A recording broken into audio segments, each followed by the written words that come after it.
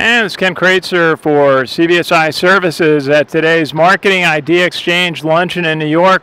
I have a chance to talk to one of the speakers today. That is Ernan Roman, who has had a direct marketing company for many years based in Douglas and Queens, ERDM Corp. Ernan, great to see you.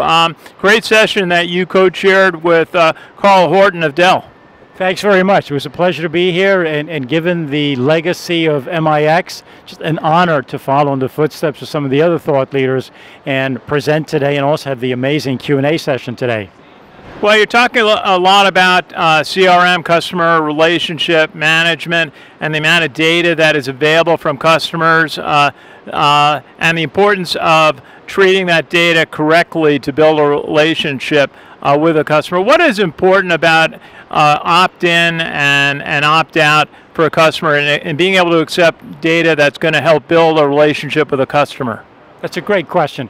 In given privacy concerns, fueled by a number of things in the news, the media, etc., there's a heightened sensitivity towards people's privacy.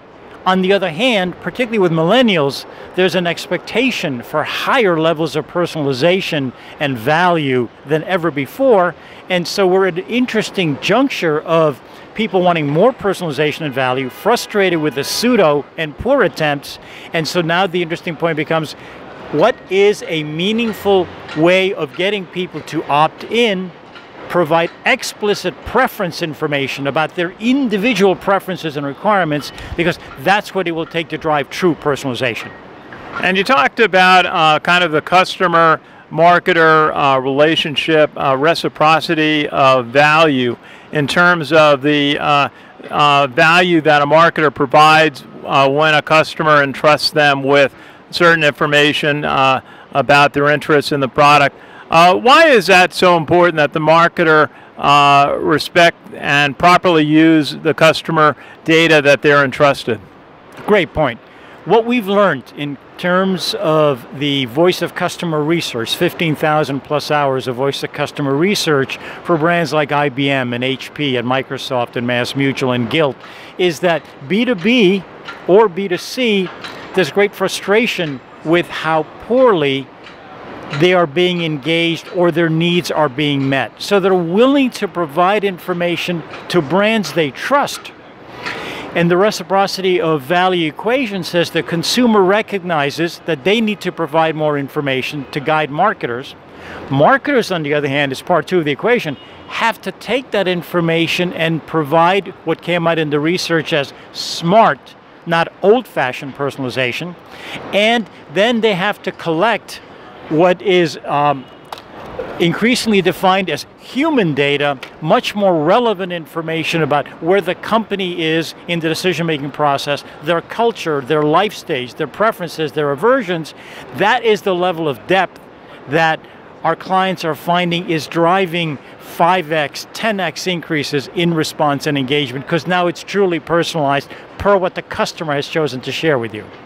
And you've done a lot of work on customer segmentation. One of the things that was very interesting is that you talked about retirement planning segments, people that for many different reasons hesitate, put off retirement planning, and then other segments that are much more proactive. Tell us about those segments and how you were able to define them.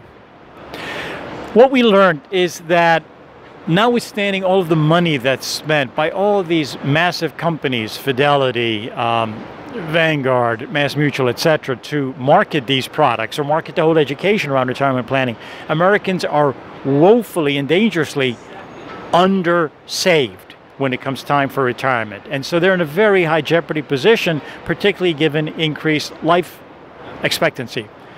So as we asked people, why aren't you investing, why aren't you putting away enough, etc., what we heard was that they find this category stunningly boring. And so there's this sense of I should, but it's boring, it's complex, I'm not sure what to do. And so we had to learn was, how do you define your attitude towards this category? And so I'm too young, it's not relevant.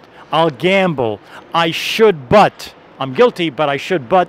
And so we had to learn the emotional self-definition and attitudes that folks have towards this category to then understand how really to message to them given those human factors versus traditional personas which have not been effective because they're too superficial and they're not organic enough. They don't change as the person changes.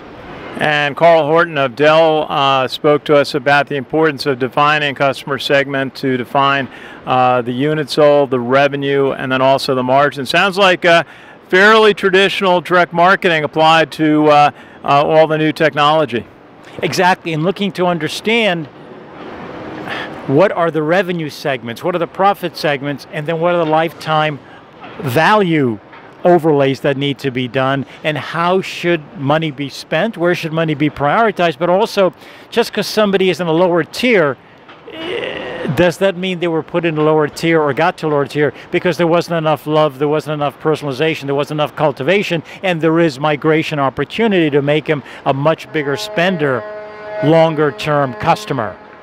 Absolutely, and you've got a new book out that was here very much in demand at the luncheon. Everybody wanted a copy of your new book. Tell us the title and a little bit what someone will learn by reading it. Thank you. The name of the book is Voice of the Customer Marketing, and we published it year before last, and it contains case studies summarizing what major brands like Microsoft, IBM, QVC have learned as they are looking to engage their customers to far more deeply define the human needs and aspirations and expectations that they have of these brands, and how that translates into data and communication strategies that are generating exponential increases in response. But the fundamental is getting to this deeper human level of understanding of the customer, because just inferential and implicit and transactional data is not sufficient for today's customer. Ernan Roman, thank you so much for joining us here at the Marketing Idea Exchange. Great to see you, and we'll look forward to reading your book. Hey, thanks very much. It was wonderful to speak with all the thought leaders today, and thanks for a terrific interview. My pleasure. This is Ken Kreitzer for CBSI Services at the Marketing Idea Exchange Luncheon in New York City.